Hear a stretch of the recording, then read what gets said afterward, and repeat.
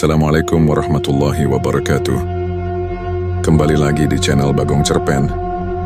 Untuk kisah kali ini saya akan membawakan sebuah cerita yang berjudul Cerita Horor tentang Legenda Lampor atau Keranda Terbang. Sebelum kita lanjut ke ceritanya, tekan dulu tombol like video ini. Dan jangan lupa tekan juga tombol subscribe channel ini. Nyalakan juga lonceng notifikasinya agar tidak ketinggalan cerita-cerita lainnya dari channel ini. Dan seperti apa untuk kisah kali ini? Langsung saja kita masuk ke ceritanya. Malam itu gelap gulita. Langit tertutup awan tebal menyembunyikan sinar rembulan. Desa kecil itu tenggelam dalam kesunyian. Hanya suara jangkrik dan hembusan angin dingin yang terdengar di antara rumah-rumah kayu. Pak Man, seorang pria tua yang dikenal tangguh, sedang melakukan ronda malam. Dengan lampu minyak di tangannya, ia berjalan menyusuri jalan setapak desa, memastikan semua rumah terkunci rapat. Hati-hati di luar, malam ini terasa berbeda, katanya pada rekan-rekannya sebelum mereka berpisah untuk berjaga di titik lain. Namun beberapa menit kemudian keheningan malam itu pecah.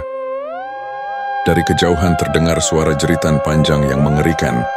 Suara itu menggema di udara, memecah kesunyian dan membuat bulu kuduk meremang. Jeritan itu begitu memilukan, seolah-olah seseorang sedang mengalami penderitaan yang luar biasa. Warga desa yang terbangun oleh suara itu segera keluar dari rumah mereka. Apa itu? Dari mana asalnya? Bisik seorang wanita dengan suara gemetar, namun tak ada yang tahu pasti. Semua orang hanya menatap ke arah jalan di mana Pak Man terakhir kali terlihat, dengan rasa takut yang mulai menguasai mereka. Di tengah kekacauan itu, angin tiba-tiba berhembus lebih kencang. Udara menjadi dingin, seperti ada sesuatu yang mengerikan sedang mendekat. Dan saat itulah, beberapa orang mengaku melihat bayangan keranda hitam terbang melintas cepat di atas desa. Disertai suara berderit menyeramkan, pagi harinya kabut tipis masih menyelimuti desa, ketika salah seorang warga menemukan Pak Man tergeletak di tengah jalan desa. Tubuhnya kaku, tergeletak dengan posisi yang tidak wajar. Matanya terbuka lebar, menatap kosong ke langit, sementara mulutnya ternganga seperti ingin berteriak. Ekspresi di wajahnya menggambarkan ketakutan yang tak terlukiskan, seolah-olah dia menyaksikan sesuatu yang tidak manusiawi. Orang yang menemukannya segera berteriak memanggil warga lainnya. Pak Man! Pak Man mati! Cepat ke sini! Jeritnya dengan panik. Tak lama, kerumunan warga berkumpul di sekitar tubuh Pak Man. Beberapa wanita langsung menutup wajah mereka, tak sanggup melihat kondisi tubuhnya yang aneh. Di tubuh Pak Man tidak ada luka yang terlihat, namun tangannya mencengkeram kuat seutas ranting kecil, seolah-olah dia mencoba bertahan hidup sebelum ajal menjemputnya. Beberapa warga mulai berbisik pelan, ini pasti ulah Lampor. Semalam aku melihat keranda terbang di langit, ujar seorang lelaki tua dengan suara gemetar. Pak Lurah yang datang belakangan hanya bisa menghela napas panjang. Angkat tubuhnya dan bawa ke rumah duka. Kita harus mengadakan doa bersama, ujarnya.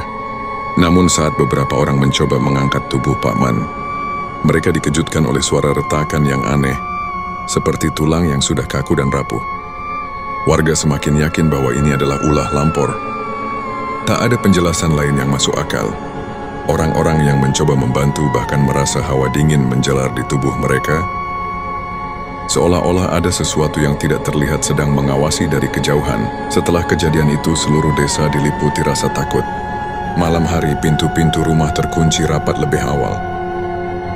Bahkan tak ada yang berani lagi melakukan ronda malam. Nama Lampor mulai disebut lebih sering, dengan cerita-cerita mengerikan yang menyebar dari mulut ke mulut. Bagi mereka, Lampor bukan lagi sekadar legenda, melainkan ancaman nyata yang siap mencabut nyawa. Siapa saja yang berani menantang malam. Ketika tubuh Pak Man akhirnya berhasil dibawa ke rumah duka, warga yang membantu merasa ada sesuatu yang aneh. Tubuhnya terasa jauh lebih berat dari biasanya, seolah-olah ada beban tak terlihat yang menekannya. Mereka yang mengangkatnya mengaku mendengar bisikan halus, seperti suara yang datang dari dalam keranda yang tidak ada di sana. Di rumah duka, keluarga Pak Man menangis histeris. Istri dan anak-anaknya Tidak percaya pria setangguh, Pak. Man bisa meninggal dengan cara seperti itu.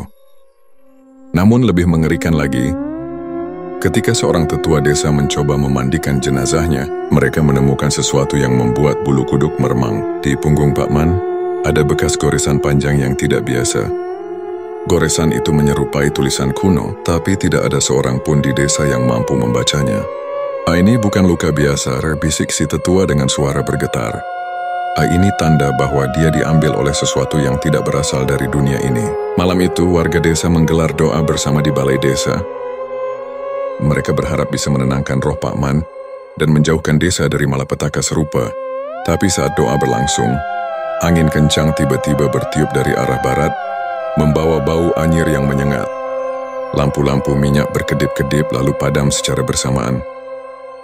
Di tengah kegelapan terdengar suara derit kayu, pelan tapi jelas. Suara itu seperti berasal dari langit, mendekat perlahan. Beberapa warga yang masih di luar balai desa bersumpah. Melihat bayangan keranda terbang melintas di atas rumah Pak Man.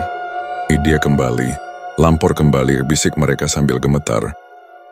Ketakutan melanda seluruh desa. Setelah kejadian itu tidak ada yang berani keluar malam.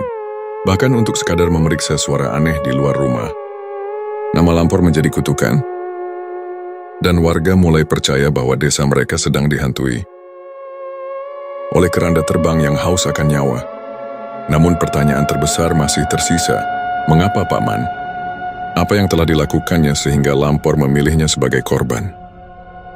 Jawaban itu tampaknya akan tetap menjadi misteri yang terkubur bersama tubuhnya. Malam kejadian saat Pak Man ditemukan tewas mengenaskan. Beberapa saksi mengaku melihat sesuatu yang tidak masuk akal. Salah satu saksi, seorang pria paruh baya bernama Pak Dirman, yang saat itu sedang menjaga sawahnya, bersumpah bahwa ia melihat keranda besar melayang di udara.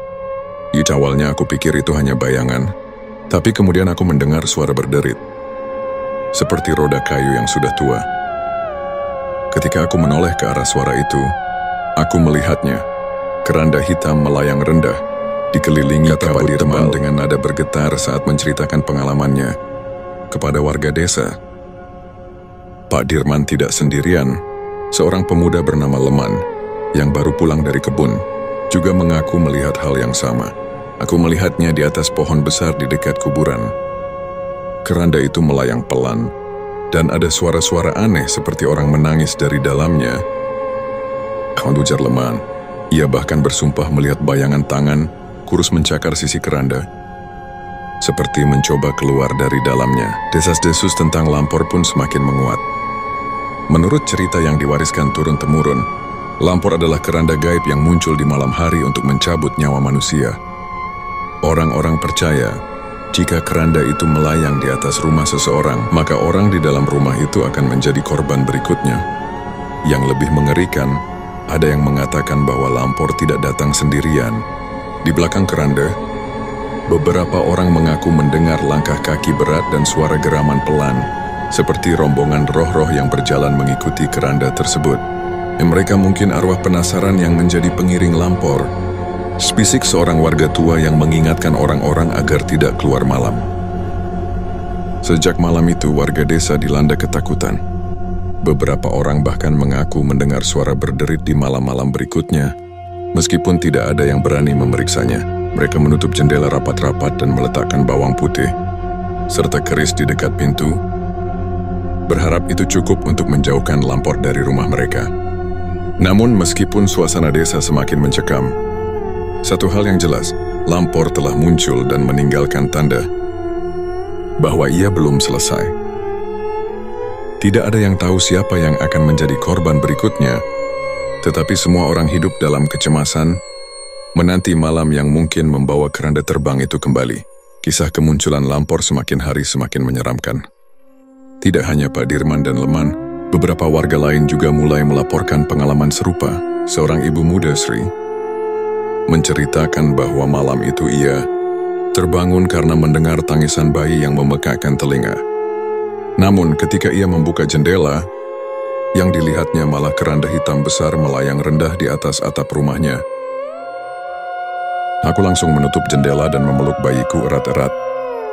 Tapi tangisan itu terus terdengar, seperti berasal dari dalam keranda, bercerita Sri dengan air mata yang belum kering. Sejak malam itu, ia tidak berani tidur tanpa menyalakan lampu minyak di kamarnya. Warga lainnya, seorang pria tua bernama Mbah Karto, juga mengalami sesuatu yang aneh. Ketika sedang berdoa di langgar kecil di dekat kuburan, ia merasa udara di sekitarnya tiba-tiba menjadi sangat dingin. Ia mendengar suara langkah kaki berat yang datang dari arah gelap. Ketika ia menoleh, ia melihat keranda melayang perlahan, dikelilingi oleh bayangan-bayangan gelap yang tidak berbentuk. Bayangan itu seperti menari di sekitar keranda. Dan aku mendengar suara orang tertawa. Tertawanya aneh seperti bercampur tangis, ujar Mbah Karto dengan nada lirih. Ia yakin bahwa Lampor bukan hanya keranda, melainkan diiringi makhluk-makhluk gaib yang haus akan nyawa. Desa itu pun berubah menjadi tempat penuh ketakutan. Orang-orang mulai mencari cara untuk melindungi diri mereka. Para tetua desa mengadakan ritual untuk menangkal Lampor. Mereka menaburkan garam di sekeliling rumah dan meletakkan kayu gaharu yang dibakar di depan pintu. Beberapa bahkan menggantungkan daun kelor di jendela, percaya bahwa daun itu mampu menghalau roh jahat. Namun usaha ini tampaknya tidak sepenuhnya berhasil. Malam-malam berikutnya, suara derit keranda tetap terdengar. Beberapa orang melihat bayangan keranda melayang di atas sawah atau jalan desa. Setiap kali Lampor muncul, hawa dingin menyelimuti desa, dan angin kencang menerbangkan dedaunan, membuat suasana semakin mencekam. Warga mulai saling menuduh bahwa ada seseorang di desa itu yang telah melakukan kesalahan besar hingga memancing kedatangan Lampor. Beberapa percaya bahwa ini adalah hukuman karena ada yang melanggar adat atau bermain-main dengan ilmu hitam. Situasi semakin tegang ketika seorang dukun desa, Mbah Wira, menyampaikan pesan yang ia dapatkan dari ritualnya. Ini belum selesai, katanya sambil memandang warga yang berkumpul. Keranda itu mencari korban berikutnya. Jangan pernah keluar malam apapun yang kalian dengar atau lihat, Torimbe. Peringatan itu membuat warga semakin ketakutan. Bahkan beberapa dari mereka mulai meninggalkan desa, berharap dapat terhindar dari kutukan Lampor. Tetapi mereka yang tinggal hanya bisa menunggu dalam kecemasan, bertanya-tanya siapa yang akan menjadi korban berikutnya. Dan apakah Lampor akan kembali malam ini? Yoko, seorang pemuda berusia 25 tahun yang dikenal pemberani dan keras kepala, merasa tidak bisa hanya diam melihat desanya diteror oleh Lampor. Baginya, kematian tragis Pak Man dan kemunculan keranda terbang itu bukan sekadar cerita mistis belaka. Jika terus begini, desa kita tidak akan pernah tenang. Aku harus tahu apa yang sebenarnya terjadi, Ring katanya dengan tekad bulat. Meski mendapat banyak larangan dari warga desa, Joko tidak mundur. Jangan bodoh Joko Ras, kata Mbah Wira, dukun desa yang dihormati. Ini bukan urusan manusia biasa. Kalau kau melawan Lampor, kau bisa menjadi korban berikutnya, kan? Namun peringatan itu hanya membuat tekad Joko semakin kuat. Di sore yang mendung, Joko mendatangi rumah Fawira. Ia memohon agar diperbolehkan ikut dalam ritual untuk memanggil roh leluhur dan mencari tahu apa yang menyebabkan Lampor datang ke desa mereka. Awalnya Mbah Wira menolak, tapi setelah melihat keberanian Joko, ia akhirnya setuju dengan satu syarat. Joko harus siap menerima apapun akibatnya. Ritual itu dilakukan di malam hari di dekat pohon besar yang diyakini sebagai tempat keranda melintas. Mbah Wira menyalakan dupa dan membaca mantra, sementara Joko duduk di tengah lingkaran garam. Udara di sekitar mereka menjadi berat, dan tiba-tiba angin kencang bertiup memadamkan api obor. Tiba-tiba suara berderit yang mengerikan terdengar. Joko mendongak dan melihat bayangan keranda melayang rendah di atas mereka. Keranda itu berhenti, seolah-olah memperhatikan mereka. Joko menatapnya tanpa rasa takut, sementara Mbah Wira memperingatkan, "Kak, jangan bergerak, jangan lakukan apapun yang bisa menarik perhatiannya." Namun Joko justru berdiri dan berteriak ke arah keranda itu. Apa yang kau inginkan dari desa kami? Kenapa engkau mencabut nyawa Pak Man? Suaranya menggema di malam yang gelap. Keranda itu tidak menjawab, tapi bayangan gelap di sekitarnya mulai bergerak, melingkari Joko.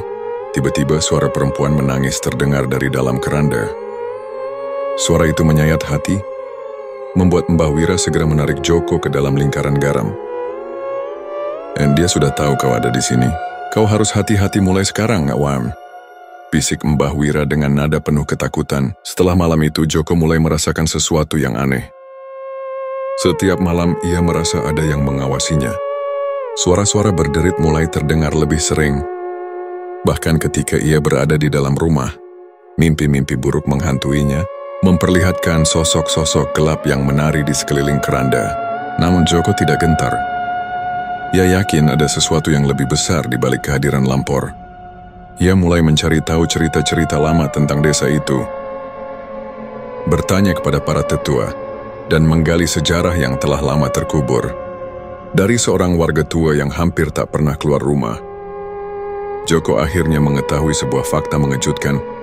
Puluhan tahun lalu, desa ini pernah mengusir seorang perempuan yang dituduh menggunakan ilmu hitam. Si tetua dengan suara bergetar, dia meninggal dengan kutukan bahwa kerandanya akan kembali mengambil nyawa siapa saja yang keturunannya ada di desa ini. Mendengar itu, Joko merasa seolah potongan-potongan misteri mulai terangkai. Ia sadar, Lampor bukan sekadar keranda terbang biasa. Keranda itu membawa dendam lama yang belum selesai. Tapi pertanyaan terbesarnya tetap, bagaimana cara menghentikannya? Malam itu gelap pekat. Bulan hanya terlihat samar-samar di balik awan tebal. Joko baru saja selesai berbicara dengan tetua desa tentang kutukan Lampor. Pikirannya penuh, dan langkahnya berat ketika ia berjalan sendirian di jalan setapak menuju rumah. Namun di tengah kesunyian, Joko mendengar sesuatu. Suara derit kayu yang sangat dikenalnya terdengar pelan dari kejauhan, tapi cukup jelas untuk membuat tubuhnya merinding. Ia berhenti, menajamkan telinga. Suara itu semakin dekat, perlahan tapi pasti. Lampor, bisiknya pada diri sendiri, menahan napas. Tiba-tiba, angin dingin bertiup kencang, membuat pepohonan di sekitar jalan bergoyang liar. Suara jangkrik yang biasa mengiringi malam mendadak hilang, digantikan oleh suara aneh yang mirip tangisan bercampur tawa. Joko menoleh ke belakang dan matanya langsung membelalak. Di ujung jalan, ia melihat keranda hitam besar melayang di udara, dikelilingi kabut tebal yang tidak biasa. Keranda itu bergerak perlahan ke arahnya. Suara deritnya menggema di seluruh desa. Tapi yang membuat Joko tercekat adalah sosok yang terlihat samar di dalam keranda itu. Sosok itu menyerupai perempuan dengan wajah pucat, rambut panjang terurai, dan mata kosong yang memancarkan kebencian. Tangannya yang kurus mencakar sisi keranda, seolah-olah mencoba keluar. Joko ingin lari, tapi kakinya terasa seolah tertanam di tanah. Ia hanya bisa berdiri di sana, tubuhnya gemetar hebat. Keranda itu terus mendekat, semakin dekat hingga Joko bisa merasakan hawa dingin menusuk tulangnya. "Apa yang kau inginkan?" teriak Joko dengan suara yang bergetar. Mencoba memberanikan diri. Perempuan di dalam keranda itu menoleh padanya. Bibirnya menyeringai lebar, memperlihatkan gigi-gigi tajam yang tidak manusiawi. "Nyawamu?" bisik suara itu pelan tapi mematikan. Terdengar langsung di telinga. Joko meskipun bibir perempuan itu hampir tidak bergerak. Keranda itu berhenti hanya beberapa meter di depannya. Dari dalam kabut, muncul bayangan-bayangan gelap yang melayang-layang di sekitar Joko, mengeluarkan suara rintihan dan tangisan. Salah satu bayangan itu tiba-tiba mencengkeram bahu Joko, membuat tubuhnya terasa beku seketika. Joko mencoba melawan rasa takutnya. Ia meraih jimat pemberian Mbah Wira di kantongnya dan mengangkatnya tinggi-tinggi. "Aku tidak takut padamu," teriaknya. Meski suara gemetar itu mengkhianati keberaniannya, seketika angin berhenti. Perempuan di keranda itu menatap jimat di tangan Joko dengan tatapan marah. Ia mengeluarkan jeritan panjang, dan keranda itu berputar cepat di udara, seolah-olah mencoba menyerang Joko. Tapi jimat itu mengeluarkan cahaya terang, memaksa keranda melayang mundur perlahan, sebelum menghilang di balik kegelapan malam. Joko terjatuh ke tanah, napasnya tersengal-sengal. Ya, selama dari malam itu, tapi ia tahu pertemuannya dengan Lampor bukan akhir dari segalanya. Perempuan di keranda itu jelas menyimpan dendam, dan ia pasti akan kembali. Joko berlari sekuat tenaga di jalan setapak yang gelap. Nafasnya tersengal, dan tubuhnya dipenuhi peluh. Meskipun hawa dingin terus menusuk tulangnya, suara derit keranda yang semakin mendekat membuatnya panik. Setiap langkah terasa berat, seolah bayangan-bayangan gelap yang mengejarnya menarik kekuatannya sedikit demi sedikit. "Tidak, aku tidak bisa berhenti," pikir Joko sambil menoleh ke belakang. Dari kejauhan ia melihat lampor keranda terbang itu melayang cepat, diiringi kabut tebal dan sosok bayangan mengerikan. Sosok perempuan dengan wajah pucat berdiri di keranda. Rambutnya berkibar seperti ranting-ranting kering dan matanya kosong namun terasa menusuk ke dalam jiwa. Joko mencoba mengingat apa yang pernah dikatakan Mbah Wira. Hindari tempat gelap dan jangan pernah biarkan dirimu berada di persimpangan malam. Itu wilayah lampor. Namun jalan di depannya semakin remang, diterangi hanya oleh bulan yang sesekali muncul dari balik awan. Ketika langkahnya semakin berat, tiba-tiba ia mendengar suara-suara aneh. Bukan hanya derit keranda, tapi juga suara rintihan seperti tangisan orang banyak. Ia berbalik lagi Mai, dan kali ini melihat bayangan-bayangan hitam yang menyerupai manusia. Merayap di tanah, mengejarnya dengan cepat. Tidak, aku tidak akan mati di sini, teriaknya sambil mempercepat langkah. Namun tubuhnya lelah. Saat melewati tikungan tajam, kakinya tersandung akar pohon besar, membuatnya terjatuh keras ke tanah. Rasa nyeri menjalar di kakinya yang terkilir. Tapi Joko memaksa diri untuk bangkit. Ia tahu, berhenti berarti mati. Keranda itu kini semakin dekat. Dari dalamnya terdengar suara jeritan perempuan yang menyayat, membuat tubuh Joko gemetar hebat. Sosok bayangan di dalam keranda menatapnya, lalu mengulurkan tangan kurus yang tampak seperti cakar. Dalam keputusasaannya, Joko meraih jimat di sakunya, menggenggamnya dengan tangan yang gemetar. Tolong aku, gumamnya tanpa sadar, berharap ada kekuatan yang bisa membantunya. Namun ketika ia mengangkat jimat itu, perempuan di keranda tertawa. "Kau pikir itu bisa menyelamatkanmu? Tidak ada yang bisa menghindar dariku." Suaranya menggema memenuhi malam yang sunyi. Joko menutup matanya, mencoba mengingat doa yang pernah diajarkan oleh Mbah Wira. Ia mulai menggumamkan doa itu. Meskipun suaranya hampir tidak terdengar karena gemetar, tiba-tiba keranda itu berhenti, hanya beberapa meter darinya. Sosok perempuan di dalamnya terlihat marah, seperti tertahan oleh sesuatu yang tidak terlihat. Joko membuka matanya perlahan dan melihat lingkaran garam yang tidak sengaja terbentuk di tanah. Tempat ia jatuh. Ia mengingat peringatan Mbah Wira. Garam adalah batas. Lampor tidak bisa melanggar batas itu. Dengan sisa keberanian, Joko melempar garam dari sakunya ke arah keranda. Sosok perempuan itu menjerit keras. Suara jeritannya memekakkan telinga. Kabut tebal yang mengelilingi keranda mulai memudar, dan bayangan-bayangan hitam menghilang. Namun keranda itu tidak pergi jauh. Ia melayang mundur, berhenti di kejauhan, seolah menunggu waktu yang tepat untuk menyerang lagi. Joko tertatih-tatih bangkit, berjalan dengan susah payah meninggalkan tempat itu. Meski ia berhasil selamat malam itu, ia tahu pertarungan ini belum selesai. Lampor masih mengintai dan nyawanya tetap dalam bahaya. Ia harus menemukan cara untuk menghentikan teror ini sebelum Lampor kembali. Joko berhasil mencapai rumah seorang warga di ujung desa. Rumah Pak Wiryo, yang lampunya masih menyala meski malam telah larut. Dengan sisa tenaganya, ia mengetuk pintu dengan keras, hampir merosot ke tanah. "Pak, tolong, buka pintunya." Suaranya parau, hampir tak terdengar. Pak Wiryo, seorang pria paruh baya, segera membuka pintu.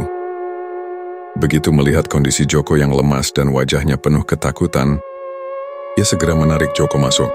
"Astaga Joko, apa yang terjadi?" tanya Pak Wiryo khawatir. Namun Joko tidak mampu menjawab. Tubuhnya gemetar, keringat membasahi seluruh tubuhnya.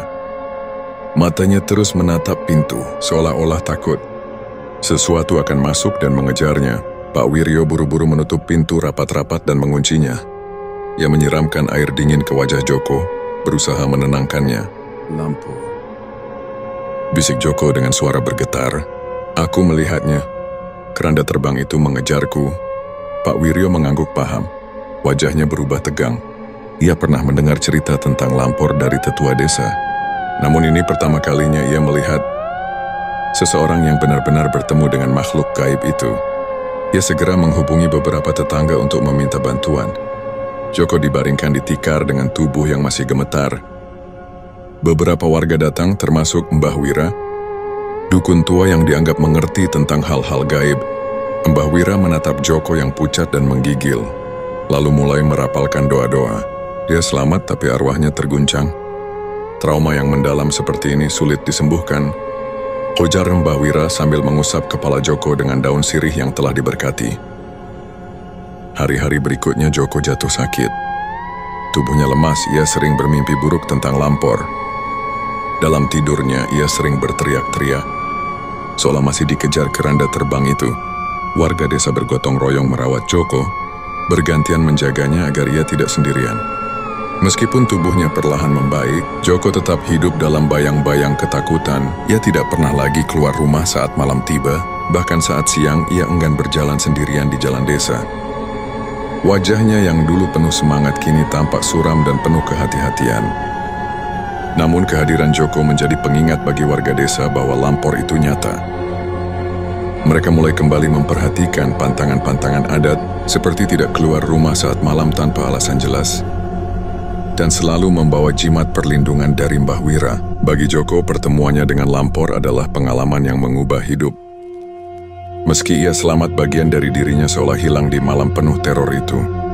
Ia hanya bisa berharap dengan doa-doa yang terus ia lantunkan, Lampor tidak akan pernah kembali untuk mencarinya.